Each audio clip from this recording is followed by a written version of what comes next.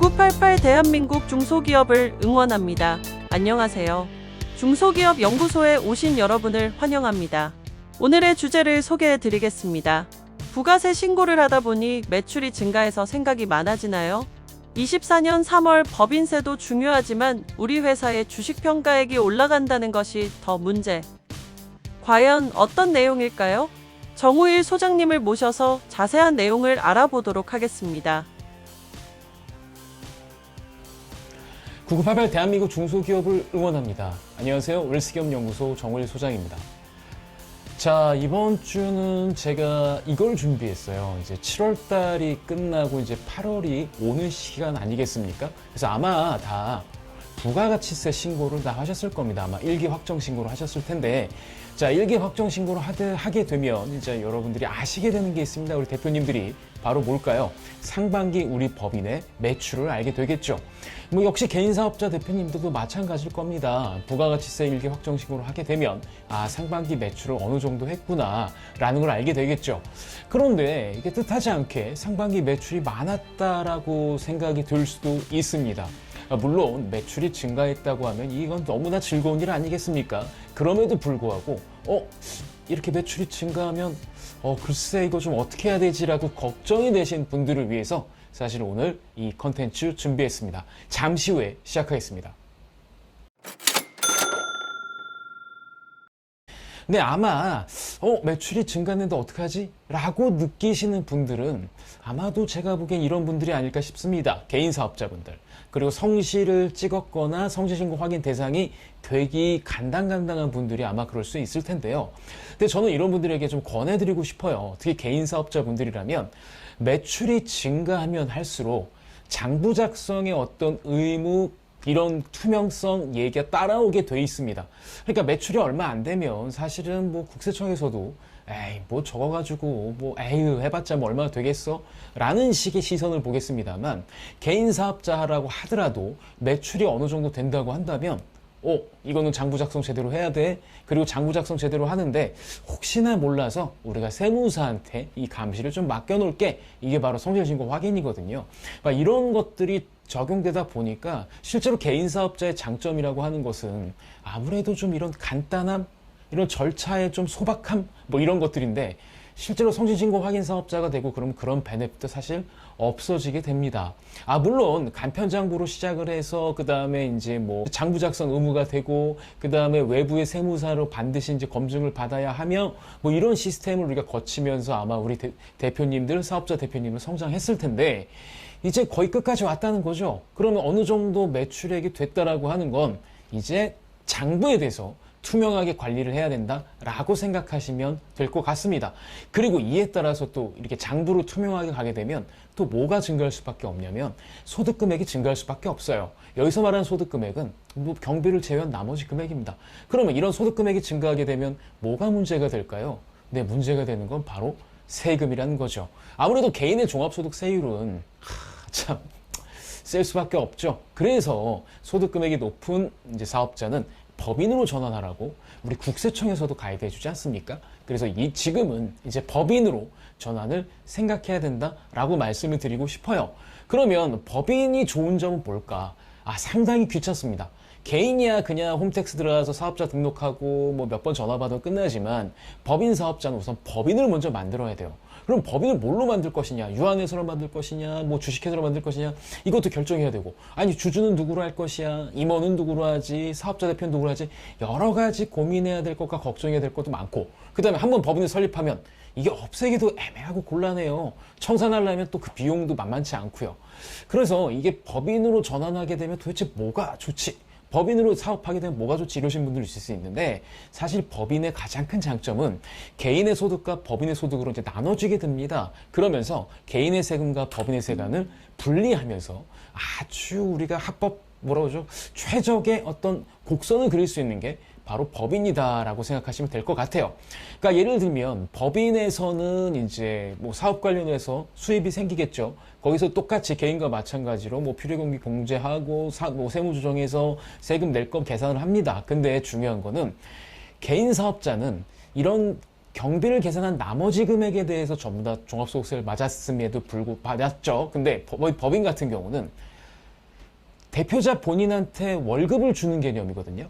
그러니까 남는 금액에 대해서 세금을 내는 구조가 아니라 대표자 개인한테 월급을 주는 구조예요. 그럼 월급에 대해서만 과세가 되는 부분이죠. 그리고 개인 사업자는 다르게 법인 사업자는, 즉 다시 말하면 본인의 인건비에 대해서 비용 처리가 되니까 이게 이거죠. 본인의 인건비 받는 부분은 이제 법인의 입장에서는 비용이 되는 거고 개인의 입장에서는 소득이 된다. 그래서 이것만 잘 배분하면 나쁘지 않다.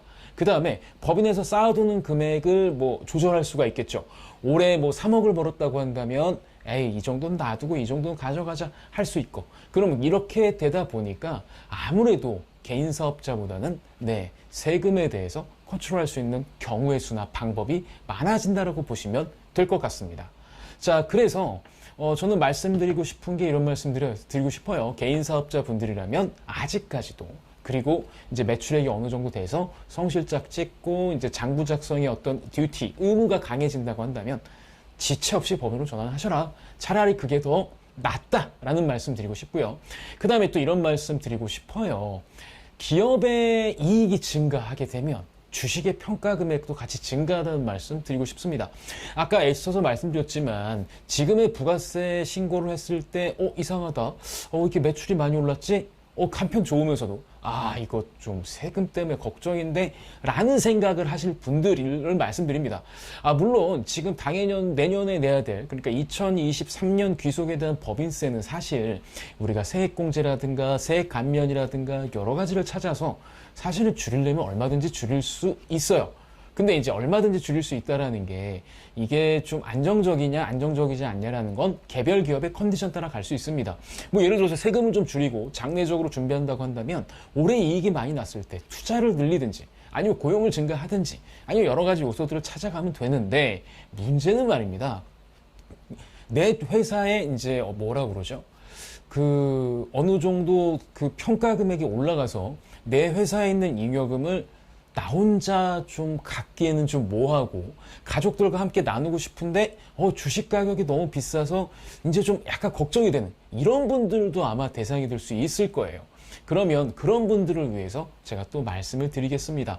자, 일단 법인세 자체가 걱정이신 분들은 제가 계속해서 제 컨텐츠를 구독해서 보시면 이런 솔루션들이 있구나라는 걸 아실 수가 있고요. 그렇지 않으신 분들은 이제 좀 생각을 해보셔야 돼요.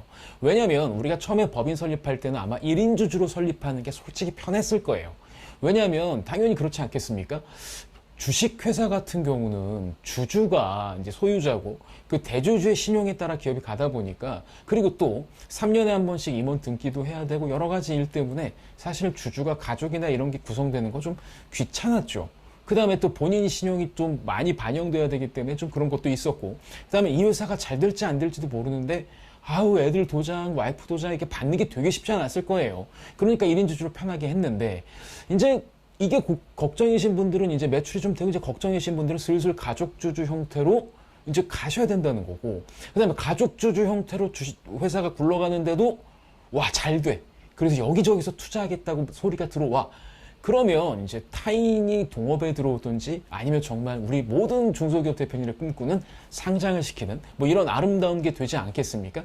이런 프로세스대로 진행이 된다는 거죠. 그래서 어떻게 보면은 초창기 진짜 기업이 아무것도 아닐 때는 1인 주주로 시작했다가 어느 정도 먹고 살만하고 좀 나 혼자 이걸 가져가기 좀 부담스러울 때 가족 주주가 되는, 그리고 나서 그 뒤를 보는 이제 이런 형태일 텐데, 저는 이 주식의 소유권 역시도 우리 중소기업이 성장해 나가는 과정, 앞서서 말씀드렸지만 개인 사업자에서 법인저 사업자로 이제 발돋움을 할 때가 이제 이를 제가 좀 말씀을 드렸다면, 이제 주식의 소유 형태로 우리 회사가 좀 더 공적인 회사, 외부의 투자자들을 유치할 수 있는 회사, 이런 회사로 발전할 수 있다는 얘기죠. 그러면 아무래도 사실 그렇습니다. 가족주주 형태에 있다가 외부의 주식을 투자를 받거나 아니면은 상장을 하거나 이런 게 훨씬 더 나을 수 있거든요. 왜냐하면 개인이 혼자 갖고 있으면 그 세금 다 어떡합니까? 근데 가족으로 분산되어 있으면 아무래도 세금도 줄일 수 있지만, 주식에 대한 직접적인 세금도 줄일 수 있지만, 법인의 어떤 재산의 꼬리표에 가족이 들어가는 거잖아요. 그럼 나 혼자 버는 게 아니라 자연스럽게 자녀에게 뭔가를 이전해주는 효과도 가져갈 수가 있다는 거죠. 그 다음에 또 진짜 중요한 건 주주에게는 법인의 주주에게는 배당이란 걸 할 수가 있습니다. 물론 얼마 전까지는 소액 주주를 가진 분들에게 뭐 법에서 허용하는 얼마까지 배당을 해준, 즉 초과 배당을 해줘도 뭐 상증법상 그렇게 문제가 되지 않았습니다만 지금은 다 증여로 보지 않습니까? 그래서 아무래도 이게 좀 제한적인데 제가 이래서 이런 말씀 드리고 싶어요. 자녀에게 주식을 조금 자녀가 갖고 있다. 이런 배당의 의미가 없는 거지. 예를 들면 지금 제가 예시해 드린 것처럼 대표이사가 60%, 배우자가 25%, 나머지 5%씩 자녀가 갖고 있다고 한다면 자녀 1인에게 500만 원의 배당을 하기 위해서는 1억이라는 돈을 배당해야 되고 대표이사는 6천만 원을 배당을 가져가야 돼요. 얼마나 비효율적이에요. 6천만 원이면 종합소득의 합산도 되고 건보료까지 과세가 되니까 와 실제로 이거는 세부담이 만만치 않은 거죠. 그러니까 이럴 때 가장 좋은 방법은 자녀의 주식 비율을 높이고 본인의 주식 비율을 낮추는 겁니다. 그러니까 물론 여기에는 뭐 대출이라든가 여러 가지 변수, 그 다음에 우리 회사가 대리점이냐 아니냐, 외부에서 우리 회사의 어떤 소유권을 가지고 민감하게 보느냐 보지 않느냐 이런 것들까지 가만히 되어 있겠습니다만 제일 중요한 거 뭐예요? 자녀의 주식 비율이 높아야 이게 가능하다는 거죠. 그 다음에 또 이것도 한번 생각해 볼 수 있어요. 그 주식을 우리 회사가 설립할 때 주주가 꼭 개인일 필요는 없어요. 예를 들면 대표님께서 신규 사업을 한다. 그래서 신규 법인을 설립할 때 뭐 해당 법에만 저촉되지 않는다면 그 업을 영위하는 데 있어서 법에만 저촉이 되지 않는다면 연결법인을 만들 수 있어요. 연결법인이라고 하면 자회사를 설립할 수 있다는 얘기죠. 그럼 자회사를 설립하는 방법은 뭡니까? 출자를 법인에서 하면 되는 거죠. 아니면 이렇게 할 수도 있어요. 우리 아들로만은 저 업을 영위하기가 좀 애매하다는 게 돈이. 그리고 대표님도 아직까지 내가 법인에서 충분히 돈을 가져가지 않았어. 그러면 자녀 지분 좀 섞은 데다가 우리 회사 지분을 좀 넣을 수가 있겠죠. 그러면 회사 돈으로 자녀에게 자녀가 하고 있는 그 회사에 출자함으로써 어느 정도 뭐 자금 조달에 있어서 뭐 증여라든가 이런 문제를 피해갈 수도 있습니다. 근데 중요한 포인트는 뭐냐면 올해부터 이제 세법이 바뀌어서요.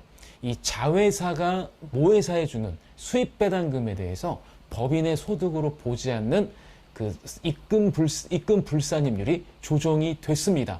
종전에는 저 입금 불산입이 이제 거의 갖고 있는 주식 비율에 따라서 됐었는데 올해부터는 어떻게 됐냐면 이렇게 됩니다. 지분율이 50% 이상이면 100%, 20에서 뭐 50% 미만이라고 한다면 거기에 맞는 80%, 20% 미만이라고 한다면 30%를 소득으로 보지 않는 거죠. 법인의 소득으로. 즉 다시 말하면 50% 이상의 주식을 갖고 있다.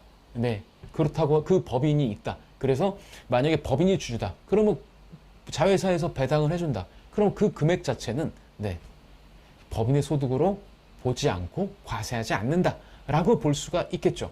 그러면 우리가 이제 사실 이렇습니다. 새로운 법인을 설립하거나 새로운 사업자를 만들 때 우리가 여러 가지 방법을 쓸 수 있고 주주 구성에 여러 가지 우리가 뭘 선택할 수 있을 텐데 꼭 개인이 주주가 되라는 법은 아니니까 우리의 법인을 어느 정도 뭐 투자를 하거나 아니면 이런 형태로 이제 만드는 것도 나쁘지 않다라고 제가 말씀드리고 싶어요. 진짜 중요한 거는 오늘 끝에 제가 말씀드리고 싶은 결론은요. 매출이나 소득 금액에 따라서 사업자의 유형을 개인에서 법인처럼 뭐 증가하거나 거기에 맞는 사업자 유형을 가져가셔야 될 것 같고, 두 번째는 뭐냐면 이 주주 구성도 회사의 매출에 따라서 다양하게 구성할 필요가 있다. 그리고 회사가 잘 되는 거에 따라서 또 다르게 구성할 필요가 있다. 그래서 아마 주식을 이전해야 되는데 올해 상반기 부가세 낸 거 보니까 와 이거 너무 쉽지 않네. 그럼 주식 가격 팍 오를 텐데 어떡하지? 이런 고민이 생기실 수도 있다라는 거죠. 그런 고민에 저희 웰스기업연구소는 언제든지 최선을 다해서 우리 대표님의 법인과 그리고 대표님의 주주 구성 그리고 대표님의 주주가 이익을 어떻게 합리적으로 실현하고 어떻게 좀 세금을 좀 줄일 수 있는지 이런 부분을 저희가 세세하게 코칭 그 다음에 방법을 알려드릴 테니까 언제든지 연락 주십시오. 좋아요, 구독, 알림은 저희가 컨텐츠를 만드는데 많은 도움이 됩니다.